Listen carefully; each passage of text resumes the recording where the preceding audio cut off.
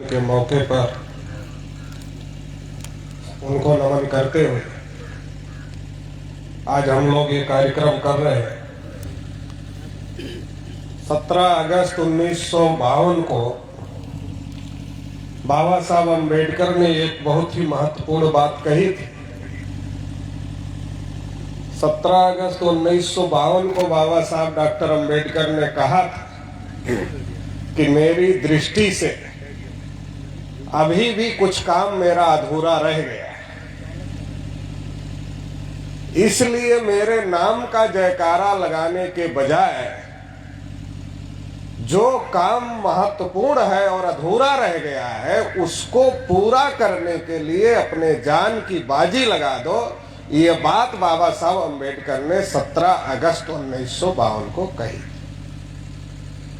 दूसरी एक महत्वपूर्ण बात बाबा साहब अम्बेडकर ने संविधान बनाने के बाद जब संविधान को स्वीकार किया गया उस समय एक बात कही थी कि जब ये संविधान लागू हो रहा है भारत में, तो आज की तारीख से हम लोग दो प्रकार की जिंदगी में प्रवेश कर रहे हैं। राजनैतिक दृष्टि से तो हम सभी एक समान हैं। उनके कहने का मतलब यह था कि हमने जो संविधान बनाया है उसमें तो हमने सबको अधिकार दिया हुआ है, सबको बराबरी दी हुई है, और इसलिए उन्होंने लिखा हुआ है संविधान में कि जाति के नाम पर, धर्म के नाम पर, क्षेत्र के नाम पर, भाषा के नाम पर, लिंग के नाम पर, जन्मस्थान के नाम पर किसी प्रकार का कोई भेदभाव किसी के साथ नहीं किया जाएगा। ये बात भारतीय संविधान में बाबा साहब डॉक्टर अम्बेडकर ने लिखी हुई है। लेकिन बाबा साहब डॉक्टर अम्बेडकर ने कहा कि आज से हम लोग दोहरी जिंदगी में प्रवेश करने जा रहे हैं। एक तरफ ये संविधान है जो सबको बराबरी का हक देता है, और दूसरी तरफ ये जो समाज है, समाज में अभी भी गैर बराबरी। संविधान तो सबको बराबरी का हक देता है, मगर समाज में अभी भी गैर बराबरी है। तो ये जो समाज की गैर बराबरी है इसको भी खत्म करना पड़ेगा।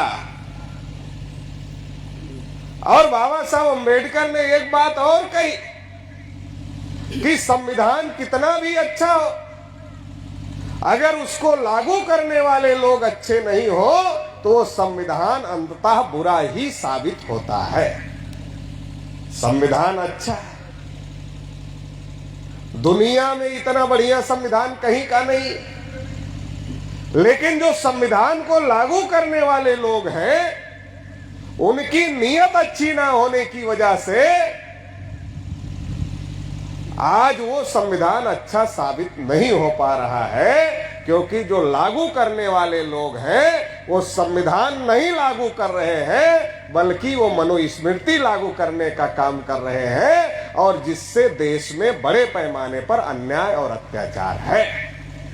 और जब ये अन्याय अत्याचार होता है तो वही लागू करने वाले लोग जो संविधान को सही तरीके से लागू नहीं कर रहे हैं वही हमारे लोगों के बीच में आते हैं और कहते हैं नहीं, कुछ तो गड़बड़ी है संविधान में, इसलिए तो ये अन्याय अत्याचार चल रहा है। संविधान में गड़बड़ी नहीं है, गड़बड़ी लागू करने वालों की नीयत में है कि वो संविधान को लागू करने के बजाय मनुस्मृति को ध्यान में रख करके काम कर रहे हैं।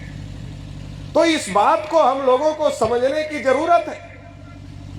बाबा साहब अम्बेडकर ने एक बात और कही थी अपने लोगों से। बाबा साहब अम्बेडकर ने कहा था कि ये जो हमारा संघर्ष है ये सत्ता और संपत्ति के लिए नहीं है। फिर हमारा संघर्ष किस बात के लिए है? तो बाबा साहब अम्बेडकर ने कहा कि हमारा संघर्ष संपूर्ण आजादी के लिए है। हमारा संघर्ष संपूर्ण आजादी के लिए। ये जो संपूर्ण आजादी शब्द बाबा साहब अम्बेडकर ने प्रयोग किया, इससे ये बात साबित होती है, ये बात प्रमाणित होती है कि बाबा साहब अम्बेडकर अंग्रेजों के जाने को आजादी नहीं मानते। अंग्रेजों को जाने को संपूर्ण आजादी नहीं मानते थे। आजादी के 75 साल होने जा रहे, हर साल 15 अगस्त को भी हम लोग आजादी का जश्न मनाते रहते, लेकिन आजादी के 75 साल में मुल्क के हालात क्या है ये हम लोगों को समझने की जरूरत है। आजादी के 75 साल होने जा रहे हैं और मुल्क के हालात कितने खराब है कि शेड्यूल कास्ट का आदमी कहीं मूंछ रखने की वजह से पीट दिया जाता है, कहीं घोड़ी पर चढ़ने की वजह से मार दिया जाता है। रामनाथ कोविंद जी देश के राष्ट्रपति हैं, मगर जब कोविंद जी राजस्थान के पुष्कर के मंदिर में गए तो पंडितों ने उन्हें धक्का दे दिया और मंदिर में घुसने नहीं दिया।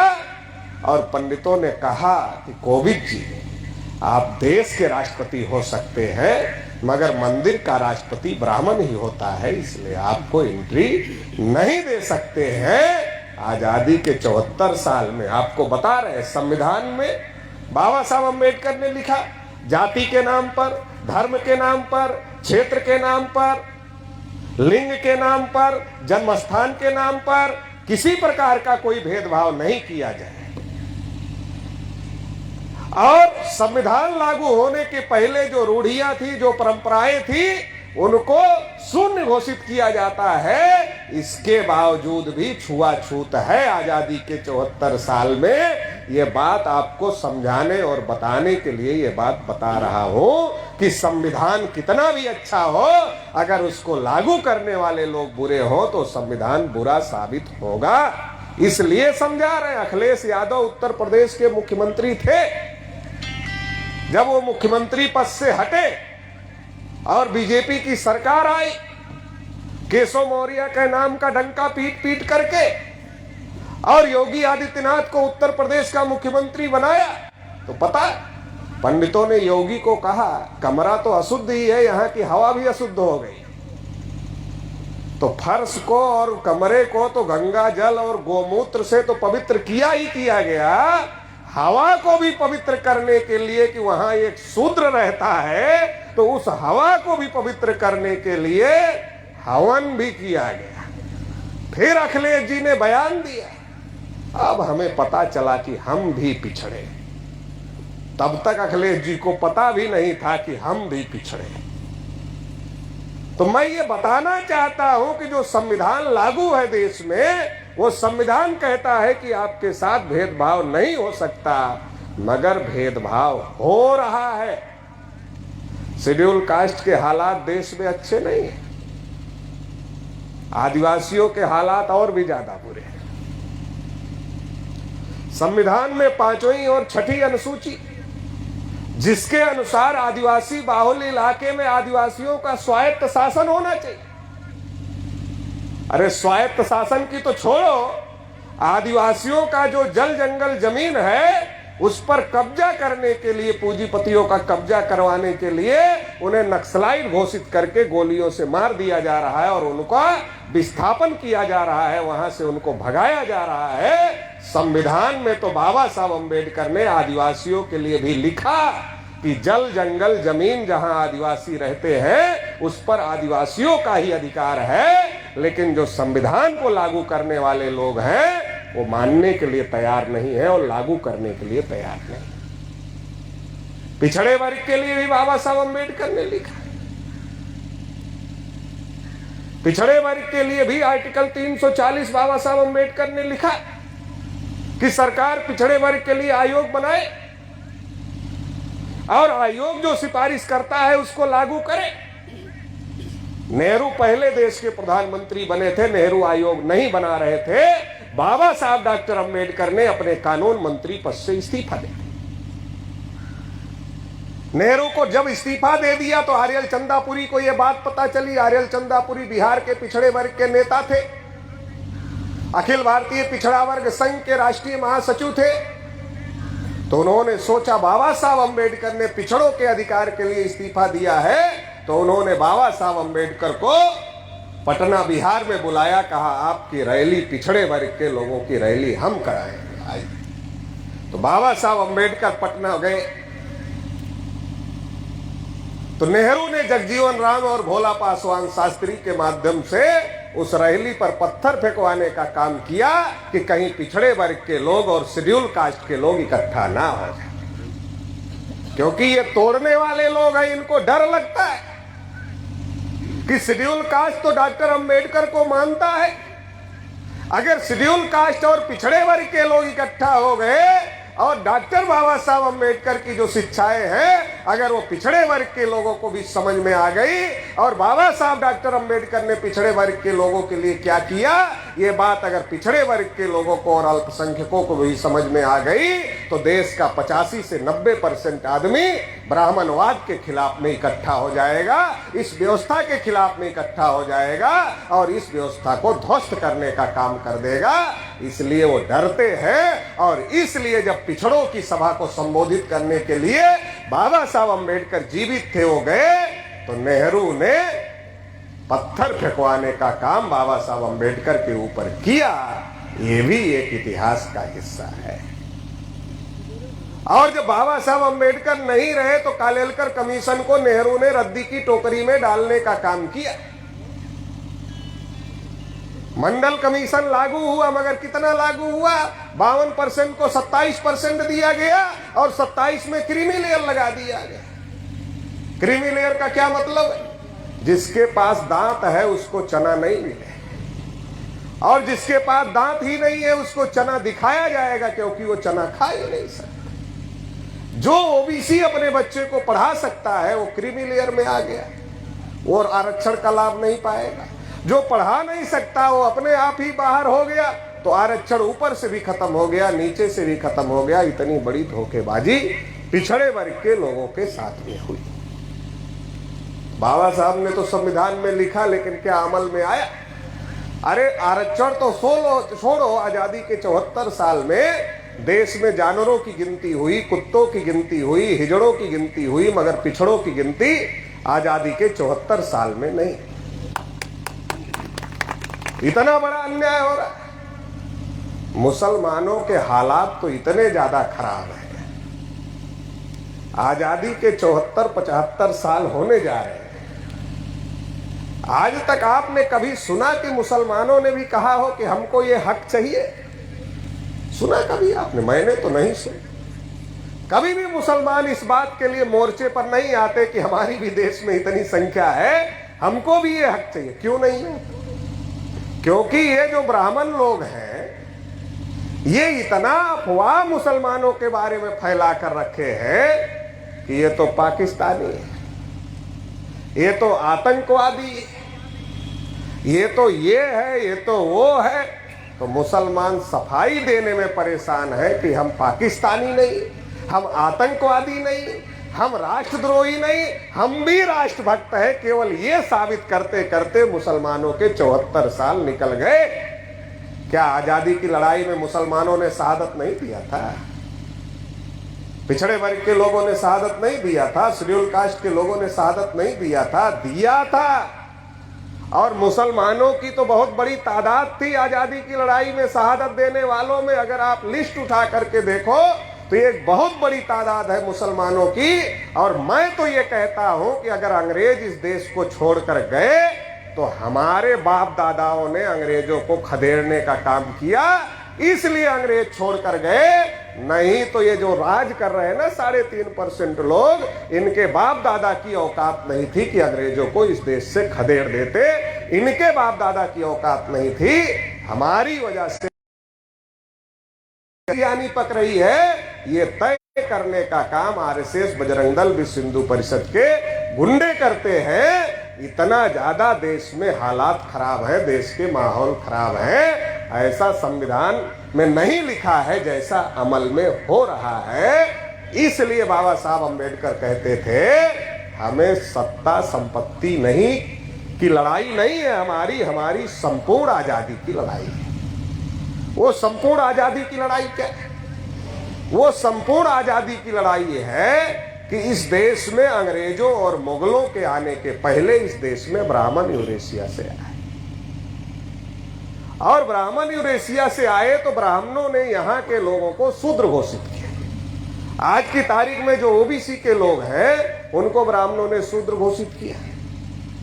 जो शेड्यूल कास्ट के लोग हैं उनको ब्राह्मणों ने अछूत घोषित किया।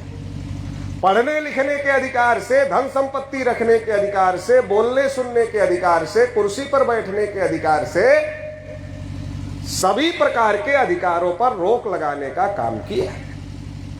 मनुस्मृति में लिखा कि अगर इनको मजदूरी भी दिया जाए तो ऐसे फटे पुराने कपड़े में दिया जाए कि आधी मजदूरी रास्ते में ही गिर जाए और आधी मजदूरी ही इनके घर पहुंचनी चाहिए। क्यों?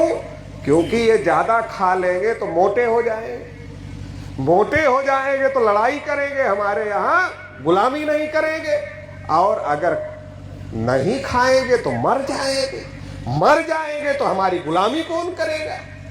तो न मरने देना है न मोटा होने देना है, इसलिए लिखा कि आधी मजदूरी रास्ते में गिर जानी चाहिए, आधी ही घर जाना चाहिए।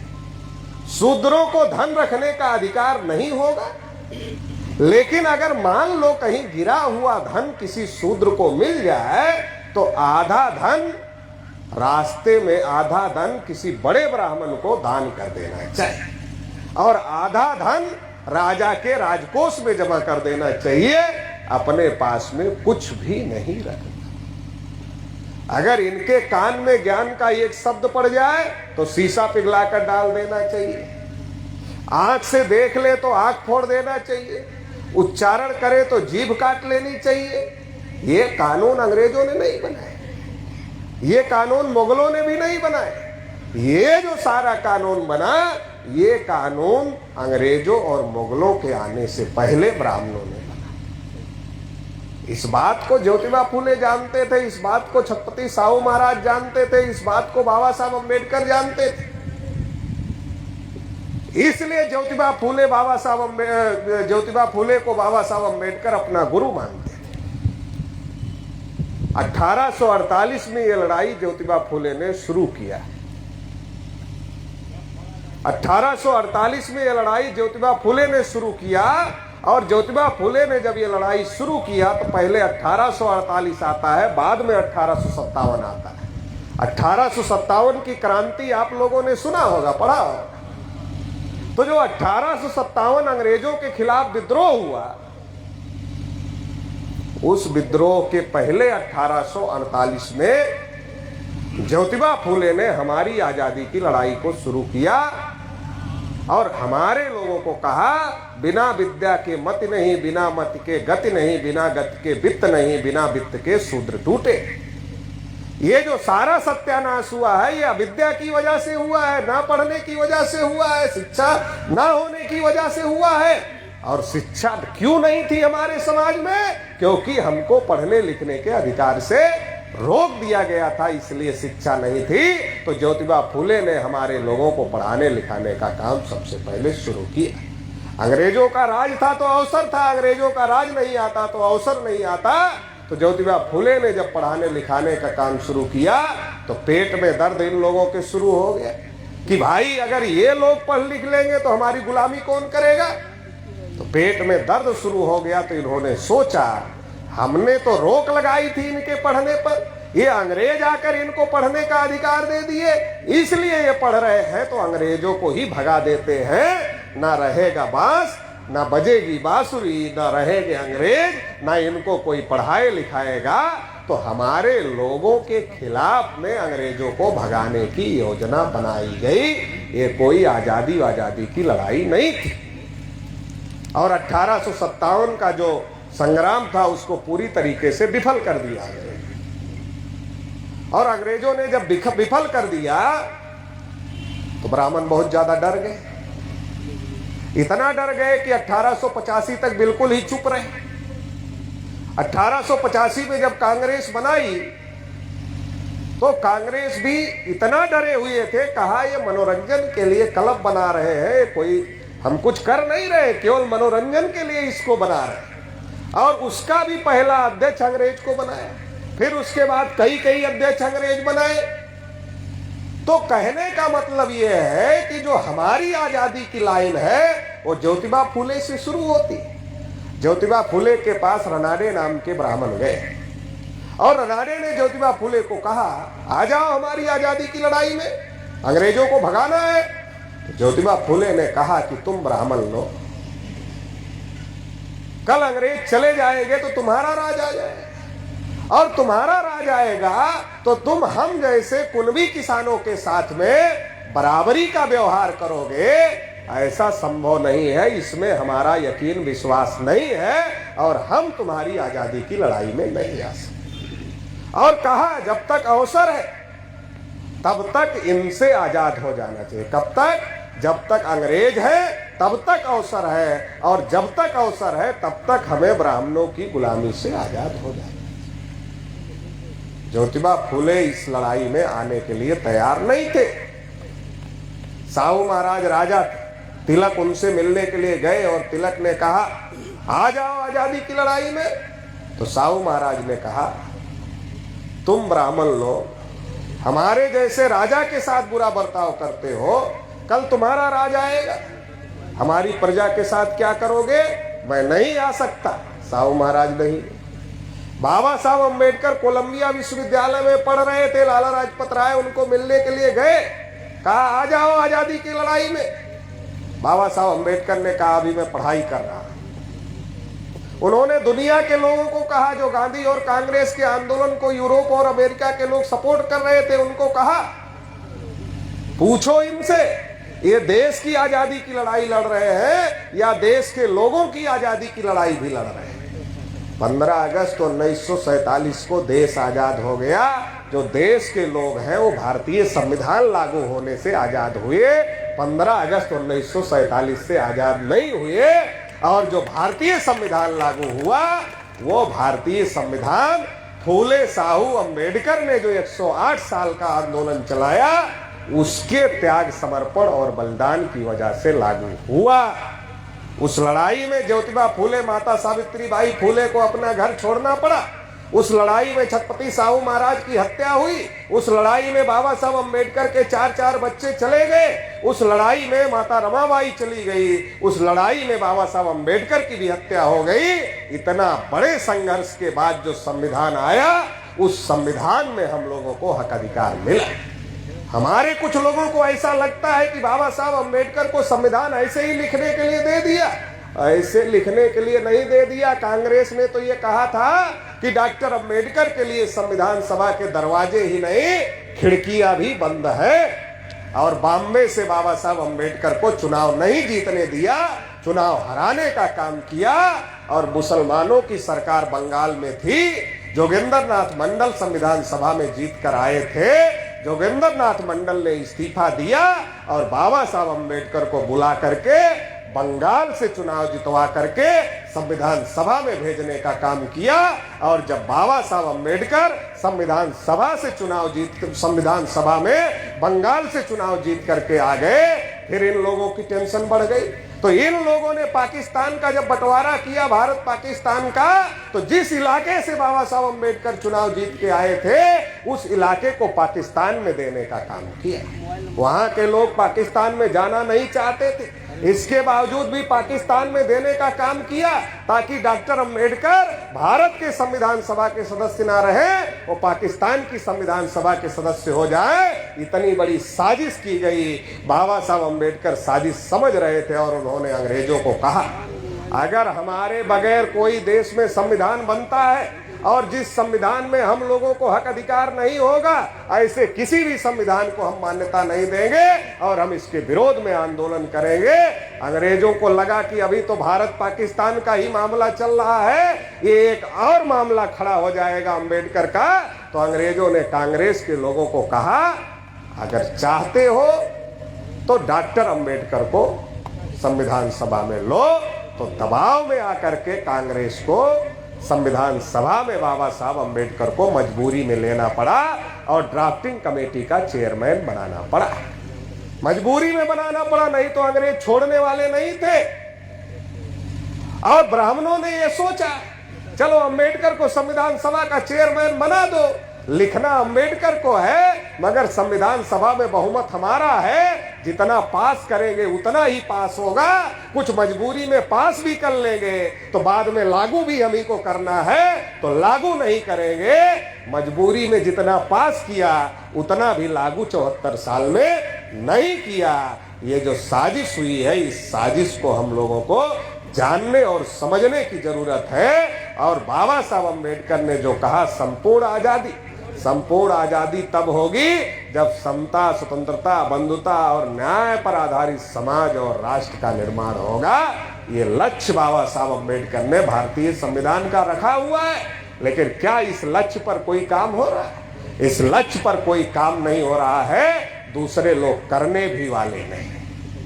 आज जिनको संविधान का फायदा हुआ वही आपस में लड़ रहे हैं।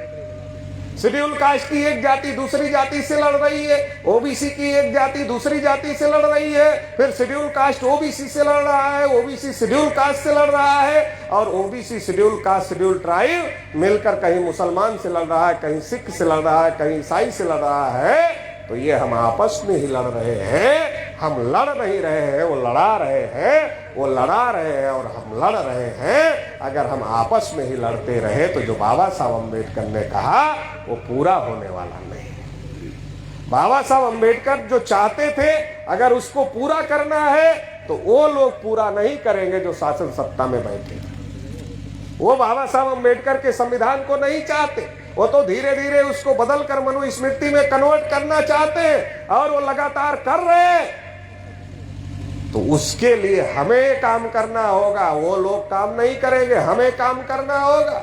हर साल 14 अप्रैल और 6 दिसंबर ही केवल बाबा साहब नहीं याद किए जाने चाहिए, बल्कि साल के 365 दिन बाबा साहब अम्बेडकर का जो मकसद था, उस मकसद को पूरा करने के लिए काम किया जाना चाहिए। अगर वो काम हम लोग करें तो निश्चित रूप से बाबा साहब अम्बेडकर का सपना, बाबा साहब अम्बेडकर का मकसद पूरा हो। एक और बात कहना चाहता, बाबा साहब अम्बेडकर जब लखनऊ में सम्मेलन ले रहे थे, पिछड़े वर्ग के कुछ लोग बाबा साहब अम्बेडकर को मिलने के लिए गए, और पिछड़े वर्ग के लोगों ने बाबा साहब अम्बेडकर को कहा कि हम पिछड़े वर्ग में कोई नेतृत्व करने वाला योग्य आदमी नहीं है, इसलिए बाबा साहब अम्बेडकर, जैसे आप शेड्यूल कास्ट का नेतृत्व कर रहे हैं तो उनको अधिकार मिल गया, वैसे ही आप हम बैकवर्डों का भी नेतृत्व करें तो हमको भी अधिकार मिल जाएगा। तो उस सभा में बाबा साहब अम्बेडकर ने कहा था कि जिस दिन पिछड़े वर्ग और शेड्यूल कास्ट के लोग एकजुट हो गए, जिस दिन पिछड़े वर्ग और शेड्यूल कास्ट के लोग एकजुट हो गए, उस दिन गोविंद वल्लभ पंत जैसे ब्राह्मण आपके जूते का फीता खोलने में भी गर्व महसूस करेंगे। ये बात बाबा साहब अम्बेडकर ने कही। बाबा साहब अम्बेडकर ने ये बात कही थी। काशीराम साहब ने इस बात को करके दिखा दिया था। जब सपा और बसपा का गठबंधन हुआ, पिछड़ा वर्ग शेड्यूल कास्ट तो इकट्ठा ही हुआ, साथ में माइनॉरिटी के लोग भी इकट्ठा हो गए, और जब ये सारे लोग इकट्ठा हो गए तो विधानसभा में केसरीनाथ त्रिपाठी की पिटाई भी हो गई। तो ये इतना बड़ा काम करके भी काशीराम साहब ने दिखाने का काम किया कि जो बाबा साहब ने कहा था वो बात सही है, उसका प्रैक्टिकल करके भी दिखाने का काम किया। तो इस देश में अगर हम लोगों को अपने अधिकार चाहिए तो आपस में लड़कर अधिकार नहीं मिलेगा। इस देश में जन्मदिन उत्सव की तरीके से मनाना चाहिए। छत्रपति साहू महाराज को बाबा साहब अम्बेडकर मानते थे, और छत्रपति साहू महाराज बाबा साहब अम्बेडकर की मदद करते थे, और छत्रपति साहू महाराज ने बाबा साहब अम्बेडकर के बारे में कहा कि आपको आपका मसीहा, आपका नेता मिल गया है। आने वाले समय में डॉक्टर अम्बेडकर पूरे देश के नेता हो गए, ये बात छत्रपति साहू महाराज ने घोषित किया था। तो हमारे जो महापुरुष थे वो एक जाति के लिए लड़ाई नहीं लड़ रहे थे, वो मिलजुल करके लड़ाई लड़ने का काम कर रहे थे। आज की तारीख में हम लोगों को भी मिलजुल करके लड़ाई लड़ने की जरूरत है। अगर हम मिलजुल करके लड़ाई लड़ते हैं तो हम जो बाबा साहब अम्बेडकर का अधूरा काम है उसको आगे ले जाने का काम कर सकते हैं, और अगर आपस में लड़ते हैं तो वो पीछे जाने का काम करेंगे। तो हमें ये तय करना है कि आगे ले जाना है या पीछे करना। केवल डीजे बजाने से, नाचने से, गाने से साल में 6 दिसंबर 14 अप्रैल को बाबा साहब के जन्मदिन और परिनिर्वाण दिन पर कार्यक्रम करने से ये काम होने वाला नहीं है। ये समता, स्वतंत्रता, बंधुता, न्याय स्थापित करने का जो इतना बड़ा लक्ष्य है, इतना बड़ा काम है, उतना बड़ा काम करने के लिए समाज के अंदर जाना होगा, क्योंकि ये लड़ाई है। एक तरफ आरएसएस के लोग हैं, बजरंग दल, विश्व हिंदू परिषद, ब्राह्मणवादी विचारधारा के लोग हैं जो लगातार समता स्थापित हो इसके विरोध में काम कर रहे हैं, समानता स्थापित हो इसके विरोध में काम कर रहे हैं, आपस में एससी एसटी ओबीसी माइनॉरिटी में बंधुता भाईचारा स्थापित हो इसके विरोध में काम कर रहे हैं, हम लोगों के साथ न्याय हो इसके विरोध में काम कर रहे हैं। एक वो ताकतें हैं जो आपके विरोध में काम कर रही है, बाबा साहब अम्बेडकर के मकसद के विरोध में काम कर रही है, और एक हम हैं जो बाबा साहब के आंदोलन की वजह से पढ़े लिखे हो गए, आज हम बोल रहे हैं, आप सुन रहे हैं। अगर संविधान नहीं होता बाबा साहब अम्बेडकर का, ना हम बोल पाते ना आप सुन पाते। तो ये जो हम बोल और सुन रहे हैं, जो मौका बाबा साहब अम्बेडकर ने दिया है, इस मौके का फायदा उठा।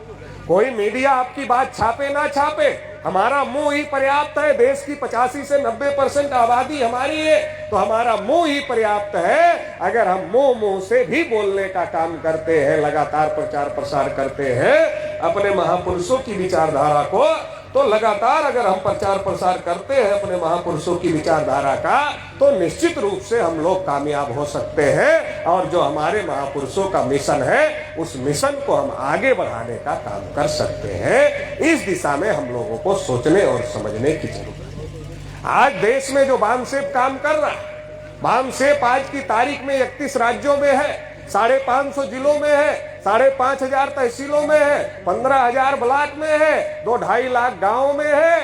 कोई मीडिया खबर नहीं छापती हमारी, कोई मीडिया खबर नहीं छापती हमारी, फिर भी इतना बड़ा संगठन बन गया। क्यों बन गया? मुंह से बोल बोल के। बाबा साहब अम्बेडकर ने बोलने का अधिकार दिया, सभा सम्मेलन लेने का अधिकार आर्टिकल 19 में दिया है, तो उसका उपयोग करते करते अपने लोगों को समझाते समझाते बताते इतना बड़ा संगठन खड़ा हो गया है। और इतना बड़ा संगठन खड़ा हो गया कि आज मोहन भागवत को भी इतने बड़े संगठन से डर लगता है। इतना बड़ा संगठन खड़ा हो गया है, तो अगर हमारे लोग इस काम को करें। जब कालेलकर कमीशन बना, तो कालेलकर कमीशन के लोग बाबा साहब अम्बेडकर के पास में गए 1953 में, और बाबा साहब अम्बेडकर को कहा, क्या कहा बाबा साहब अम्बेडकर? बाबा साहब अम्बेडकर, आप बहुत लड़ाई लड़ रहे थे पिछड़े वर्ग के लिए कमीशन बनना चाहिए, अभी कमीशन बन गया है, हम उसमें मेंबर हैं, आप बताइए पिछड़े वर्ग के लोगों के लिए क्या किया जाए। तो बाबा साहब अम्बेडकर ने उनको जवाब दिया, पिछड़े वर्ग में बड़े लोग पैदा कर दो। तो लोग समझ ही नहीं पा रहे थे बड़े लोग पैदा करने की बाबा साहब क्या कह रहे। तो बाबा साहब को कालेलकर कमीशन के सदस्यों ने पूछा कि बाबा साहब अम्बेडकर, बड़े लोग पैदा करने से क्या मतलब है? तो बाबा साहब अम्बेडकर ने कहा, जिस समाज में 10 डॉक्टर हो, 20 इंजीनियर हो, 30 वकील हो, उस समाज की तरफ कोई आंख उठाकर नहीं देख सकता। क्या कहा बाबा साहब अम्बेडकर ने? जिस समाज में 10 डॉक्टर हो, 20 इंजीनियर हो, 30 वकील हो, उस समाज की तरफ कोई आंख उठाकर नहीं देख सकता। आज कितने लोग हैं हमारे समाज, कितने डॉक्टर हैं, कितने इंजीनियर हैं, कितने वकील हैं, है कि नहीं? तो क्या बाबा साहब जैसा सोच रहे थे वैसे डॉक्टर इंजीनियर वकील हैं? तो 1956 का साल आया, 3 साल बाद, और बाबा साहब अम्बेडकर आगरा में रामलीला मैदान पर आ गए। रामलीला मैदान में बहुत बड़ी तादाद में बाबा साहब अम्बेडकर से रिजर्वेशन लेकर के अधिकारियों और कर्मचारियों की बहुत बड़ी संख्या उनको सुनने के लिए आए। तो बाबा साहब अम्बेडकर ने वहां संबोधित करते हुए अपने लोगों को कहा, क्या कहा बाबा साहब अम्बेडकर ने?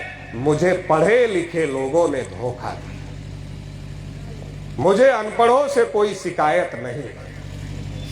ये जो मेरे सामने क्लर्कों की भीड़ दिख रही, ये अपना पेट पालने में लगे हुए हैं। इन्हें जो समाज से, जिस समाज से ये निकल करके आए, उस समाज से इनको कोई लेना देना नहीं है। तो आज जो हमारे समाज का पढ़ा लिखा वर्ग है, जिसके पास थोड़ा पैसा है, थोड़ा बुद्धि है, थोड़ा हुनर है, और वो समय निकालना चाहे तो समय भी है, आज जो हमारे समाज का पढ़ा लिखा तबका है, वो पढ़ा लिखा तबका क्या करता है? वो अपनी टीवी, अपनी बीवी, अपने में ही मस्त, अपने में ही मस्त है। जब वो अपने में मस्त है, जो पढ़ा लिखा, जो क्रीम है, जैसे दूध के ऊपर मलाई की परत जमती है ना, उसको क्रीम बोला जाता है। तो क्रीम का क्या काम है? ऊपर से कोई चीज अगर गिरेगी, कोई दुख संकट अगर आएगा तो दूध में नहीं जाने देगी, पहले उसको रोकने का काम क्रीम करेगा। तो क्रीम का ये काम है कि कोई दुख संकट आए तो जो समाज का पढ़ा लिखा बुद्धिजीवियों की महापुरुषों ने लड़ाई करने के लिए लगा हुआ है, जब दुश्मन उसको खत्म करने के लिए लगा हुआ है, तो अगर हम बचाने के लिए नहीं लड़ेंगे तो दुश्मन खत्म कर देगा, और खत्म कर देगा तो अधिकार कैसे मिलेगा? हमारे कुछ लोग कहते थे कि कोई बाबा साहब अम्बेडकर के संविधान को हाथ लगाएगा, हाथ काट लेंगे। अभी लगा दिया, उंगली भी नहीं तोड़ पा रहे हैं, हाथ काटने की तो बात छोड़ो, अभी लगा दिया ना। अभी सारा निजीकरण हो गया, रेलवे बेचा, बीएसएनएल बेचा। पहले हमारे लोग रेलवे में गड्ढा खोदने के लिए जाते थे, मजदूरी करने के लिए जाते थे, मजदूरी करते करते परमानेंट हो जाते थे। गांव से 10 आदमी और लेकर के जाते थे, वो 10 आदमी को भी लगा देते थे, वो भी परमानेंट हो जाते थे। फिर वो पेंशन लेते थे, अपने बच्चे को लगा देते थे, बच्चा नौकरी करता था। आज की तारीख में जब वो प्राइवेट हो रहा है तो उसमें मिलेगा आपको नौकरी? नौकरी नहीं मिलेगा। सरकार ने संसद में कह दिया कि जो प्राइवेट सरकारी हो रहा है उसमें आरक्षण नहीं मिलेगा, आरक्षण नहीं मिलेगा, आपके बच्चों को नौकरी नहीं मिलेगी, आरक्षण वो खत्म करेंगे। ऐसा अगर कह दे डॉक्टर सुब्रमण्यम स्वामी को, एक बार लोगों ने पूछा क्या आपकी सरकार आरक्षण खत्म करना चाहती? डॉक्टर सुब्रमण्यम स्वामी ने कहा हम आरक्षण खत्म नहीं करना चाहते, हम आरक्षण को ऐसी स्थिति में पहुंचाना चाहते हैं जहां से आरक्षण का होना और ना होना दोनों बराबर हो जाए। तो आज की तारीख में किस स्थिति में आरक्षण पहुंचा है? आरक्षण कागज पर है, आरक्षण की लड़ाई चल रही है, आरक्षण कागज पर है, आरक्षण की लड़ाई भी चल रही है, मगर प्रैक्टिकल में आरक्षण 0 हो गया। प्रैक्टिकल में आरक्षण 0 हो गया है, क्योंकि जब निजीकरण हो गया, जितनी सरकारी कंपनियां थी, जितने सरकारी डिपार्टमेंट थे, जब वो बेच दिए जा रहे हैं या ठेके पर दे दिए जा रहे हैं, तो एम्प्लॉयमेंट कहाँ होगा, रोजगार कहाँ होगा? और जब सरकारी भर्ती ही नहीं होगी तो आपको रिजर्वेशन कहाँ से मिलेगा, आपके बच्चों को फायदा कहाँ से होगा? तो बाबा साहब अम्बेडकर ने संविधान में लिखा, लेकिन हम लोग जिनको अधिकार मिला वो लोग लड़ाई नहीं लड़ रहे हैं, इसलिए जो अधिकार मिला था वो अधिकार खत्म होने जा रहा है और खत्म हो रहा है, और बहुत सारा खत्म भी हो गया है। तो इसलिए अभी भी समय है, अभी भी मौका है। वो केवल कह नहीं रहे कि हम संविधान को बदलना चाहते, बल्कि वो संविधान बदलने पर लगातार काम कर रहे हैं और बदल भी रहे हैं। हमारे लोगों को पता नहीं चल रहा है, मगर वो कर रहे हैं। आने वाले समय में वो मनुस्मृति लागू करना चाहते हैं। तो अगर वो मनुस्मृति लागू करना चाहते हैं तो हमें संविधान को बचाने के लिए, बाबा साहब अम्बेडकर ने जो अधिकार दिए उसको बचाने के लिए आगे आना चाहिए। बाबा साहब अम्बेडकर ने एक बात और कही, अपने अनुयायियों को संदेश दिया, कहा बड़ी मुश्किल से मैं कारवां यहां तक लेकर आया हूं, मेरे अनुयायियों को मेरा संदेश है, अगर इसको आगे ना ले जा सके तो कम से कम जहां तक लाया हूं वहां तक रोक कर रखे।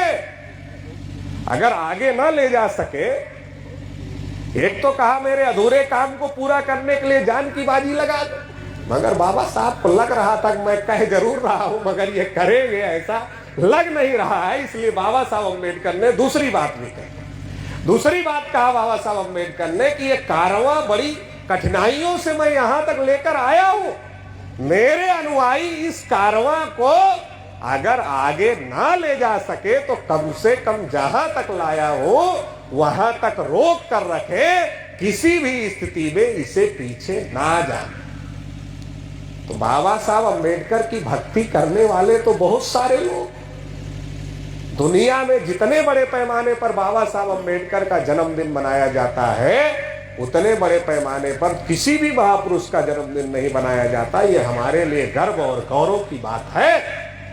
लेकिन जो बाबा साहब अम्बेडकर को मानने वाले लोग हैं, अगर वो अपने हक अधिकार के लिए भी लड़ाई लड़ने के लिए मैदान में आ जाए, तो जो बाबा साहब अम्बेडकर ने कहा था कि कारवां को आगे ले जाना, वो कारवां केवल रोक कर ही नहीं रखेंगे, बल्कि उसको आगे भी ले जाने का काम हम लोग कर सकते हैं, क्योंकि अभी संविधान ने हमको ताकत दिया है।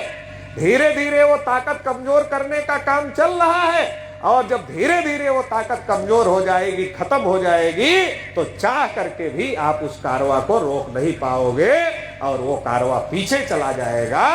इसलिए आप सभी लोगों को आज की तारीख में, अगर हम 6 दिसंबर को बाबा साहब अम्बेडकर का परिनिर्वाण मना रहे, तो हमको ये संकल्प लेना होगा, ये शपथ लेना होगा कि बाबा साहब अम्बेडकर का जो अधूरा काम है, उस अधूरे काम को पूरा करने के लिए हम लोग संकल्पित हैं, और इस काम को आगे ले जाने के लिए अपना बुद्धि, पैसा, समय, श्रम, हुनर लगाएं।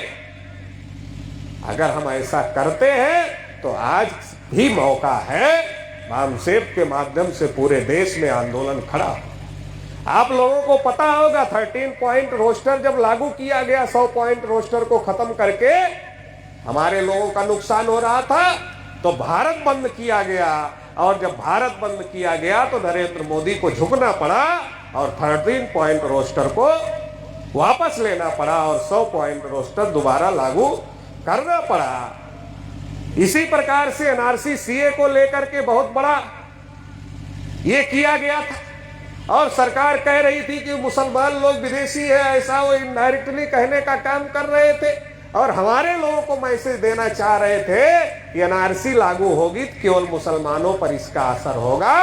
लेकिन बामसेब ने अपने लोगों को समझाया, कागज केवल मुसलमानों के पास ही नहीं है, बल्कि कागज तो शेड्यूल कास्ट के पास भी नहीं मिलेगा, शेड्यूल ट्राइब के पास भी नहीं मिलेगा, ओबीसी के पास भी नहीं मिलेगा।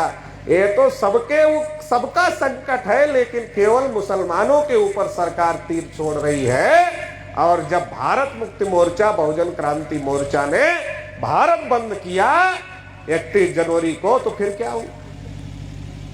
जब भारत बंद किया तो सरकार को पता चल गया, अरे बामसेब के लोग तो इसमें अभी तक केवल मुसलमान थे एनआरसी के विरोध में, अभी एससी, एसटी, ओबीसी, माइनॉरिटी सभी हो गए हैं। तो अभी गृह राज्य मंत्री का बयान आया अखबार में, आपने भी पढ़ा होगा। क्या बयान आया? एनआरसी देश भर में लागू करने के बारे में सरकार अभी सोच नहीं रही है।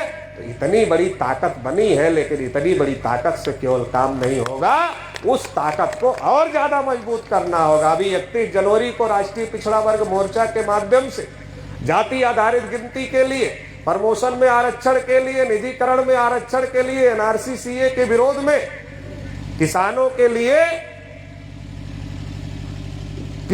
लिए भी उसमें शामिल किया गया है। ऐसे तमाम मुद्दों, पुरानी पेंशन बहाल हो इसके लिए, ऐसे तमाम मुद्दों के लिए, किसानों के दिल का मुद्दा था तो सरकार ने वापस ले लिया।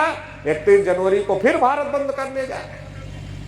तो ये लड़ाई है, ये लड़ाई लड़ना होगा। लोकतंत्र में संख्या हमारी ज्यादा है, हम 85 से 90% है, ये हमारी सबसे बड़ी ताकत है। अगर हम अपने लोगों के बीच में जाएं, उनको बाबा साहब अम्बेडकर का मिशन समझाएं, बाबा साहब अम्बेडकर का मिशन बताएं और समझा करके आंदोलन में शामिल करें, तो आने वाले समय में हम लोग इस देश के शासक बन सकते हैं। जो बाबा साहब अम्बेडकर कहते थे, लिख लो अपनी दीवारों पर, शासक हैं हम इस देश के, तब दीवारें नहीं थी हमारे लोगों के पास में। मनोबल बढ़ाने के लिए बाबा साहब अम्बेडकर कह रहे थे कि ये लक्ष्य रखो कि हमें देश का शासक बनना है। आप तो दीवाले भी हैं और घर भी है और जेब में पैसे भी है।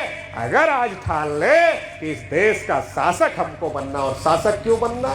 क्योंकि हम ही समता, स्वतंत्रता, बंधुता, न्याय स्थापित कर सकते हैं। हमारे पुरखों का राज था तो भारत में समता, स्वतंत्रता, बंधुता, न्याय था। भारत विश्व गुरु था, भारत सोने की चिड़िया था।